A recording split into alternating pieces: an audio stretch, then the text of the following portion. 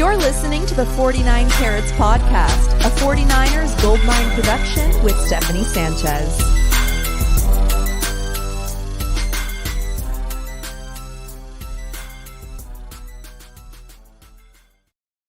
What's going on, everyone? Welcome to another edition of the 49 Carats Podcast. I am your host, Steph, and today I have a special guest on.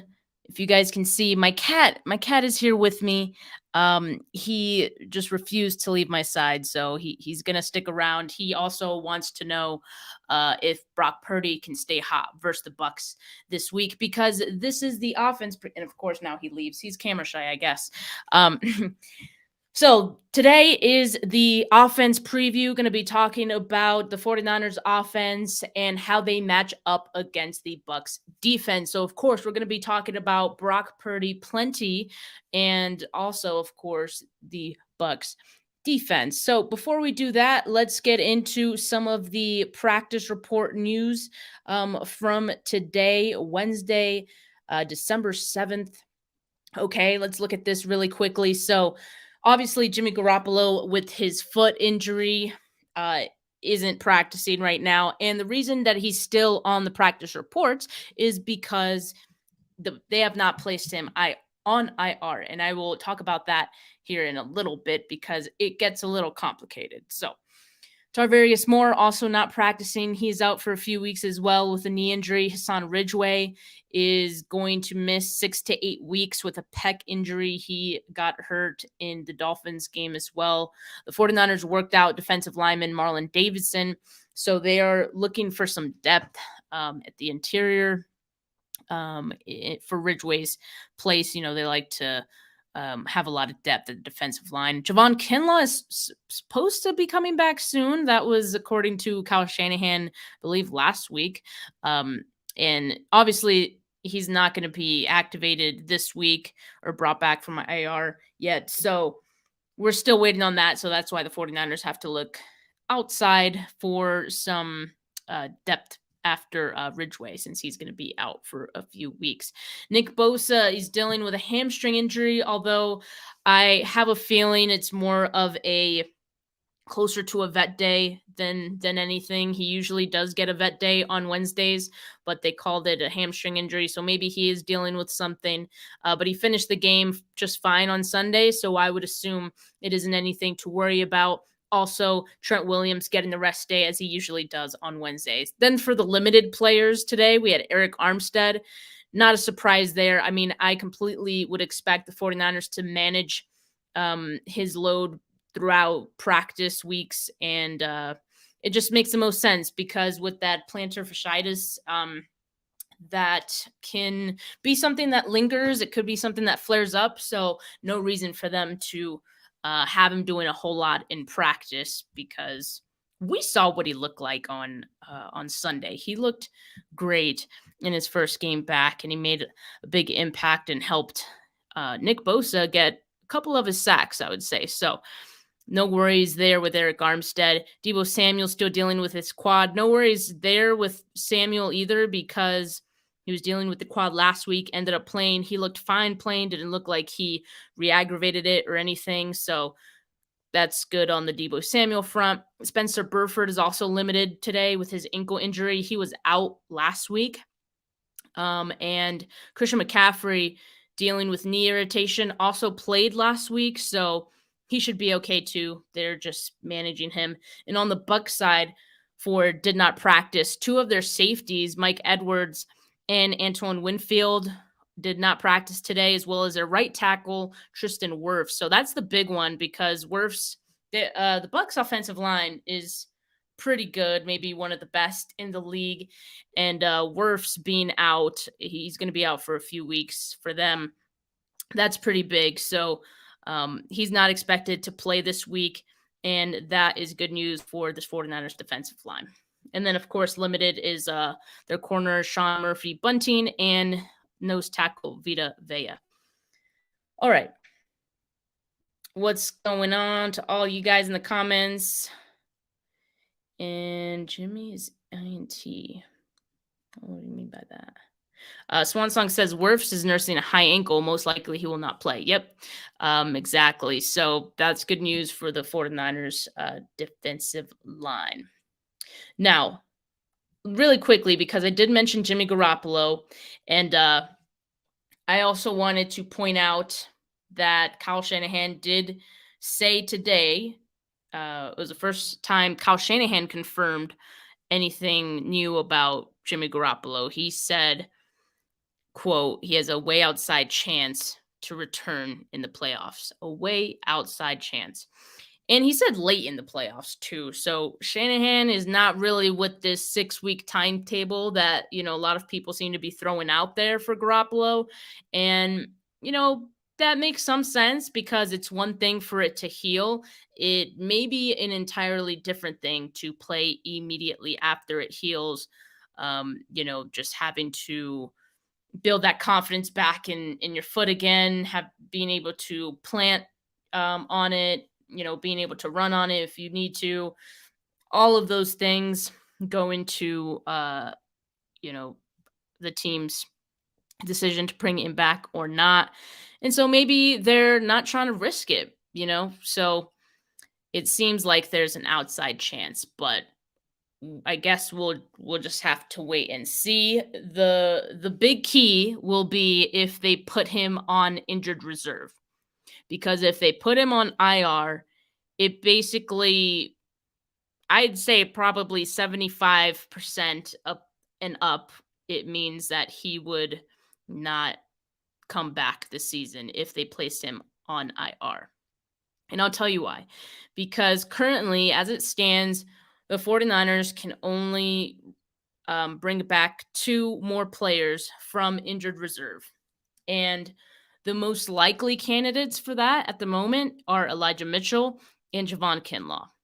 So if they put Jimmy Garoppolo on IR, it's likely because they don't think he's going to return, even in the playoffs. So that that kind of complicates things a bit, but it would also clear up the picture a little bit because if they put him on IR, at least then we would know that he's probably not going to come back. Hassan Ridgeway out 6 to 8 weeks as well, as I mentioned. They might elect to not put him on IR either, or if they do, again, maybe they feel like he's on the wrong side of, the 6 to 8 week timeline. Probably won't come back or they won't need him back. So we'll learn a lot in the next week or so on if they decide to put either Garoppolo and or Ridgeway on injured reserve. So we'll just have to keep an eye on that. Swan Song says Tim K report said several bones broken. Okay, yeah, and see that right there could also be a reason why Kyle Shanahan is saying that he might not come back. It's a long shot pretty much. Yeah, Kyle is always vague on injuries if he can help it. I don't know why. But yeah. I don't think we're going to find out from Kyle, unfortunately, how many bones are broken. So we'll just have to go based off of outside reports, I guess. Yeah, Diego says healing plus rehab. Yeah, that could extend the timeline a little bit. I assume that it's in there, but it's a different thing just going into play, right? So got to keep that in mind. It's not 100%. He would be the same player right after those 6 to 8 weeks. So hopefully Jimmy Garoppolo is back, but it's not a 100% certainty. Wouldn't be holding my breath for the moment. It is Brock Purdy time. And we're going to rally behind Brock. But let's talk about the Bucs defense because that's who Brock Purdy is going to need to be playing this week. And it's a significantly tougher matchup than that of the Miami Dolphins. So I'm going to just go over some of these stats here as I always do. So the Bucs defense this season, they are 3rd in first downs allowed per game, 4th in sack percentage, 4th in yards allowed per completion, 5th in points allowed per game. They're only allowing an average of 18.3 points per game. That is pretty low. 7th in passing yards allowed per game, also pretty low at 195.3. 8th in total yards per game, 8th in touchdowns allowed per game, 18th in rushing yards allowed per game. So this point on, these are, I guess, their flaws, I guess you can say. 19th in average rushing yards per carry. They allow an average yards per attempt, 4.5. So that's not terrible. It's also not great. 22nd in interceptions per game with 0.6. So this is the thing with the Bucs defense. They are pretty good. They're better than the Dolphins defense. Their sack percentage, as seen here, they're 4th best in the league in how often they sack quarterbacks based on how many pass rushing attempts. So that's what the sack percentage is. So they're getting to the quarterback pretty often and not allowing a whole lot of yards. And I would imagine this is going to be a really big test for Brock Purdy coming off that game against the Dolphins. He did, he looked good, but let's just keep this in mind. It's going to be a different kind of game against the Bucs. The Bucs are going to have some film on Brock Purdy. There's some good things on film. There's some things that I think the Bucs are going to look to, exploit. So definitely think this is going to be a tough matchup for this team.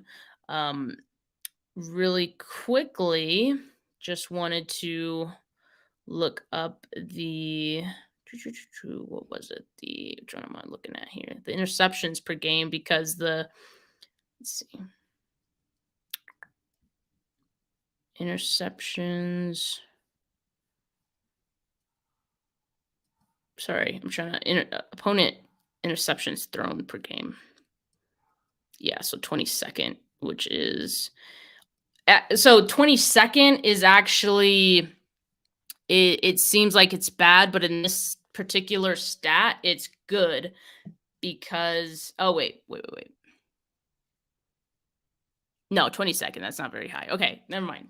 Scratch that. Scratch what I said. But still, it's going to be a tough matchup. What's going on, Jesse? He said he's here for the Bosa impression. You're going to have to wait for Friday. I'm going to start charging people for Bosa impressions on command. I'm just kidding. But I'm excited for this week's Bosa impression. I got so much good material in the last week. At this point, I'm convinced he's just giving me good material on purpose. He wants to see what I do with it. So it's going to be fun for sure. OnlyFans Bosa impressions. That would be something, wouldn't it be? So yeah, let's look at now the trenches. Okay. The battle of the trenches here.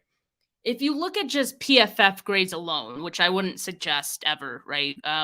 But just for this, we're going to look at PFF grades.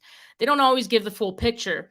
And I think this is a great example of that because PFF shows that there isn't a Bucs defensive lineman with a grade above 63.2. But their production would suggest a much better unit. And I'm just going to go with, those rankings and, because that's based on like their trends, their actual production.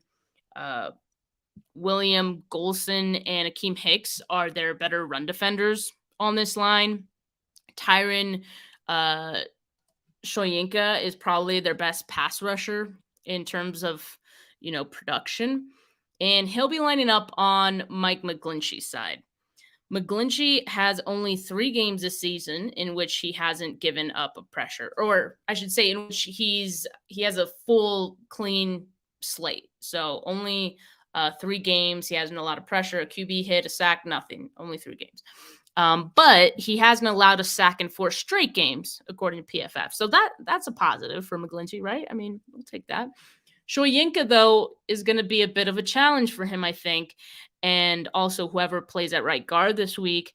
Although last week, Daniel Brunskill was at right guard, and Daniel Brunskill did not give up any pressures, any QB hit. He had a clean sheet last week. So I'm encouraged by either Dan Brunskill or Spencer Burford playing at right guard. And then there's Anthony Nelson on the Bucs defensive line that only has 6 total pressures this season. So he'll be lining up against Trent Williams, who we seldom ever need to worry about. So I don't know if Anthony Nelson is going to get a whole lot of pressures this week, since he will be lining up against Trent. But then there's Jake Brendel, who gave up 3 pressures last week, has had his less than stellar moments this season. This week, he draws Vita Vea, who is kind of good at everything. And he's only missed 1 tackle this season, which I just had to point out because I think that's pretty mind-blowing. We're in like week 13 now, so to have only missed 1 tackle is pretty impressive. Okay, so we looked at the Battle of the Trenches. Let's look at the positional matchups, starting with tight end. So last week against the Dolphins, I thought that Kittle was going to have a bigger game because I looked at the Dolphins and how they defended against tight ends, and it's not their strength, right? So I was expecting Kittle to kind of go off a little bit, and he did not. So he only had 3 targets and 2 catches.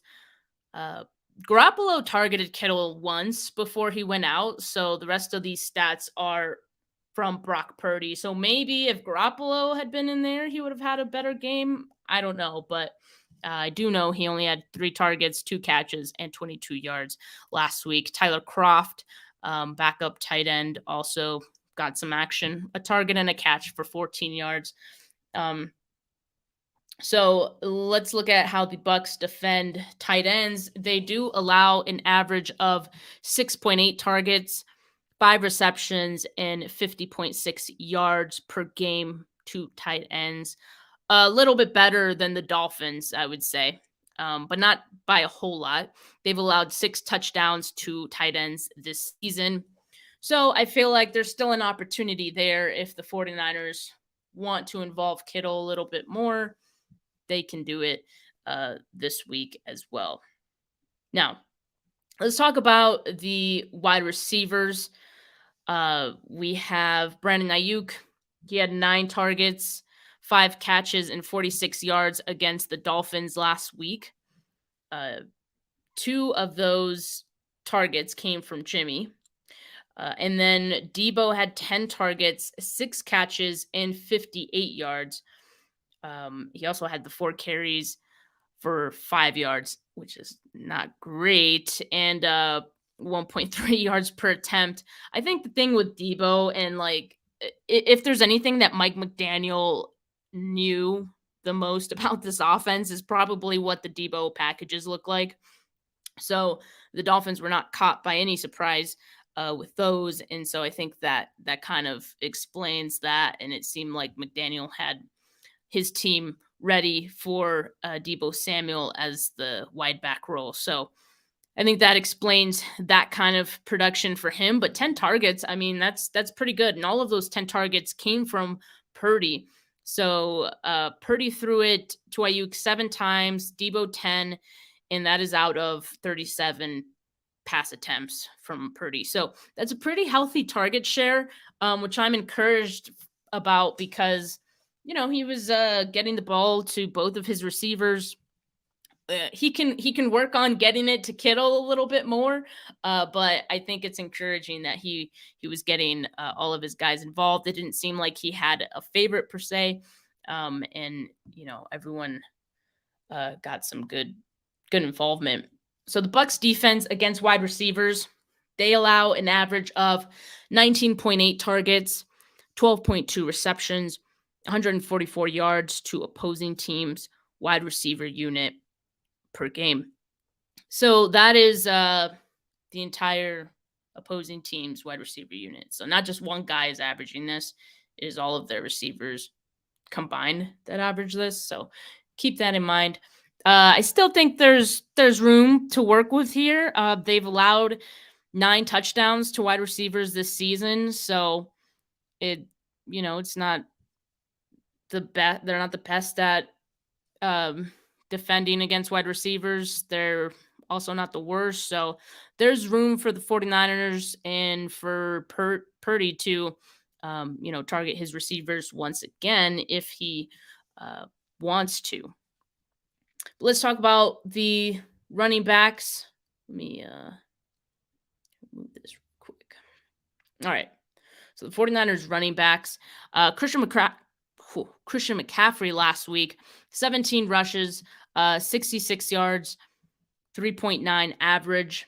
He also had 10 targets, 8 catches, and 80 yards. He also had the 1 receiving touchdown. And then Jordan Mason had 8 carries, 51 rushes, and 51 yards. I should say 51 yards, and 6.4 average.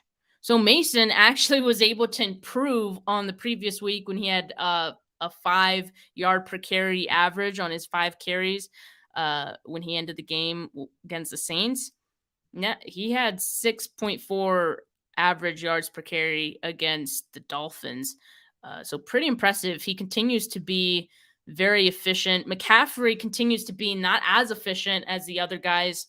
So I don't know what that's about, but it's okay because his involvement goes beyond, just rushing the football. I mean, he got 10 targets. That in itself is, just says how much involvement he gets in the pass game as well. And only one of those targets were thrown by Jimmy. So Purdy threw the ball to McCaffrey 9 times in this game. And I think that is also encouraging because he's using his check down option. He's, it's always good to have that outlet receiver for a quarterback, especially a guy like Purdy. So I think we see a lot of usage out of the backfield as a pass catcher for McCaffrey going forward, as we have seen. But it's good that Purdy is, leveraging that skill set of his. So let's look at the Bucs defense versus running backs. What do they do on average? They allow an average of 21 carries, 91.8 yards, 4.3 yard average, yards per carry average to opposing teams' running back unit per game. They've only allowed 3 touchdowns to running backs this season, which I was a little surprised by. So maybe they're just good at defending runs in the end zone or in the red zone, because if we look back at the stats, they're 18th in rushing yards allowed per game. So middle of the pack there pretty much, and then 19th in average rushing yards per carry. So it's not their strength, right? But clearly they're not allowing a lot of touchdowns to running backs. So I think that notable, I think. All right.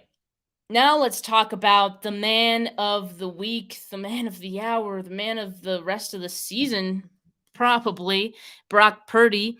Look, he looked great against the Dolphins. He threw it 37 times, which is impressive, and I think the one encouraging thing and a big takeaway is that Kyle Shanahan did not shy away from throwing the ball, even with Brock Purdy at quarterback, which to me tells me that that's a vote of confidence right there in Brock Purdy and what he's able to do as a passer. He completed 67% of his passes.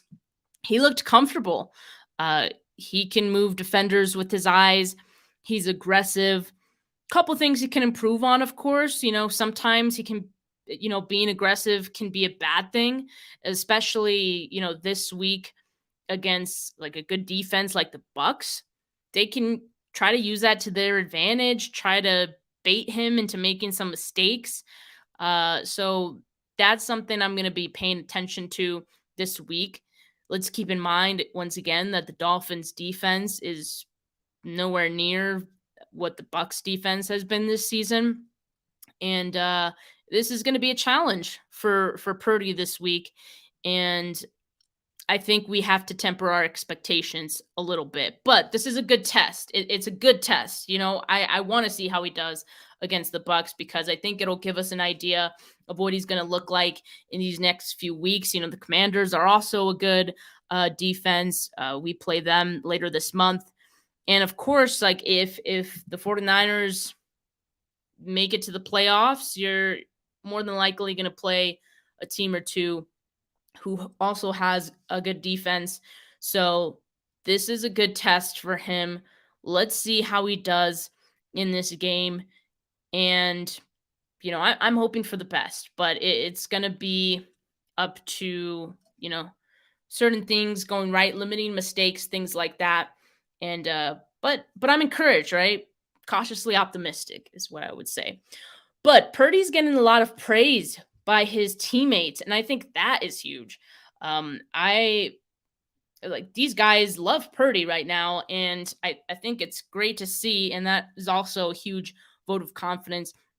Brandon Ayuk, the podcast episode we did yesterday with Andrew, I shared that clip of Ayuk. He was on a podcast talking about Brock Purdy, and he said, give me a Brock Purdy all day, pretty much.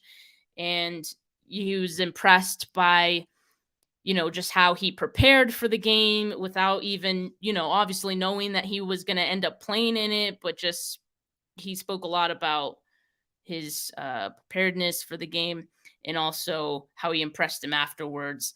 And he apologized to Ayuk because he missed him on some throws. So obviously making a big impression on these guys. Trent Williams today said this of Brock Purdy as well. Quote, you would think he's been in the league 15 years. If you're talking, he'll say, shut your ass up. Ain't no timid rookie feeling his way around. He will get on your ass. You would think he's like Peyton Manning or something. End quote. That kind of tracks, because Debo mentioned also that, Purdy has some balls, because he was calling timeout. He wasn't even waiting for Kyle Shanahan to call the timeout. He was doing it himself when the play clock was running down. And he's not feeling his way around. It seems like he is in command, now that he knows he's the QB1. I would imagine this is even, he can step out and, be that leader for guys. And it seems like he has that quality to him. So to be making a good impression like this to a guy like Trent Williams, who is, has been in the league for as long as he has, who is as good as he is, I think says a lot. You would think he's like Peyton Manning or something. I like that. That's a great, obviously, quality that Purdy has. And I wanted to share also this. Let me see. Kyle Shanahan also said a lot of good things about Purdy, and shout out to KP for tweeting this out and cutting up this video. He said 2 minutes of Shanahan telling us how he feels about Brock Purdy and what he wants in a QB. And I'm going to just play the video for you guys. I hope it's not too I hope the volume sounds okay. Let me know if it's not. Here we go. Every opportunity he's gotten, he didn't get much in OTAs. Most of that went to Trey and Nate, and whenever he did, you could see what he showed you guys on Sunday. And each time we picked it up, he just showed more of that. He's very aggressive in what he does. Sometimes that can keep both teams in the game, so that's stuff that you got to work on as you play more. But that's where you want to start with it. When a guy can make some plays like he does, he gives you a chance to win. And but we got to figure out what the best way to win with him. I like when a play's there that guys aren't scared to make it. They don't hesitate. They don't take a second look at it. They let it rip, and they worry about it after. A lot of guys who just guess do that too. So you got to find out whether they're being aggressive or just if they're deciding then to do it, or if they're deciding on Wednesday. And then that's a big difference. So, but but Brock has been very good with it. He can explain what he sees, and that's why we got a lot of confidence in him. And to be able to do that 4 years in a row, you can tell when guys have done that. They've just been under center a bunch. They understand just how to play the game. They've been in it a lot, and they've been in a lot of situations. Now he's got to see there's a huge difference in the league and stuff like that. But you can talk about a lot of things, but you can tell he's been in it, and I think that's how he knows how to play fast. Brock's got a good edge to him. He's quiet, but I think he's more respectful, just being the younger guy in the room and stuff. But you can tell how like the rookies gravitate to him. I mean, he's got good command over them. Our scout team, from Fred and all those guys, they love him. He's aggressive over there. He's not shy in anything he does, but he's fit in with our team well. And he's understood his role, and now it's gotten a lot bigger. 2 whole minutes of him talking about Brock But Purdy. I don't think he changed that. He just keeps being him, and we'll see how it plays out. He's trying to hit someone deeper, and the hole was there, but we just got rerouted a little bit, so we couldn't quite get to the hole. And a lot of times when the hole's there, guys will just throw it, and they'll sail over and go to a cover 2 safety. And he was able to wait on it as long as he could, and then he moved the backer and then got it right to Christian. And just a play like that's huge. It's a 2nd and 8 check down, but because of the way you look with your eyes, the timing, how you get there, it's a 9-yard gain instead of a 4-yard gain. And you have plays like that, you never have to see 3rd down. And those are, to me, usually the biggest plays in the game that no one really accounts for. So obviously all of those clips were put together by KP. It wasn't Kyle Shanahan talking about him for 2 straight minutes, literally. But in that one presser, because obviously he was asked about Purdy a lot, those were the things that he said about him. And look, Kyle Shanahan does not throw out compliments. He doesn't say them just to say them. And so to say all of that about Purdy, I think, again, just tells you what Kyle thinks about him. He seems to like him a lot. I mean, the 49ers didn't even put a claim in for Baker Mayfield, right? I mean, that also tells you how they feel about who they have right now in Purdy and Josh Johnson and Jacob Eason, but I think in particular Brock Purdy, because clearly coach likes him. Clearly. I mean, so I'm excited. I'm excited to see what, like, a larger sample size, right? And then make some decisions from there, because we keep bringing up Nick Mullins. Nick Mullins looked great too. Nick Mullins was a Kyle Shanahan favorite as well. And we all know what happened there. But, obviously this is an exciting time to kind of just see what Purdy can be. And hopefully the 49ers can continue to win in the process. Melissa says, I was shocked by what Trent Williams said. I had heard similar stuff by Fred, but the Silverback saying it took it another level. Yeah, Fred Warner also had some good things to say about him. The one that gave me the most comfort was when he said, well, he's been going up against the number 1 defense in the league for the last, 12 weeks. So he's going to be fine. And yeah, I mean, he has been going up against 49ers defense, and that'll definitely have you learning things quickly, I would imagine. So I think this is a great opportunity for Purdy. And I've also mentioned Brian Griese. I think Griese deserves some credit for what Jimmy Garoppolo has looked like this season. And so now Griese takes on a new, bigger project in Purdy, and so I think we can expect to see Purdy improve as well and work out some kinks in these next couple weeks, starting as soon as this week against the Bucs, because again, it's going to be a tough matchup. Let's see. Now, my keys of the game for the offense to end this episode, and honestly, mainly for Brock Purdy, because I think we know what this offense is, but we don't really know what Brock Purdy is entirely. So these are my keys mostly for him and the offense. So run the football. I think the 49ers have been leaning into passing the ball a lot more these last few weeks, and it's been working for them. It's going great. They've had success doing it. which is a little different from what we've usually seen. But I think in this game, just based on the Bucs, that being one of their weaker points of their defense, I think running the football may work in this game.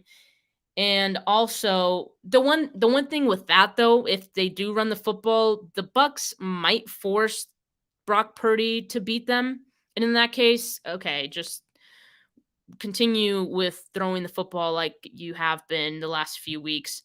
But I would still like to see a better balance. See what Christian McCaffrey can do.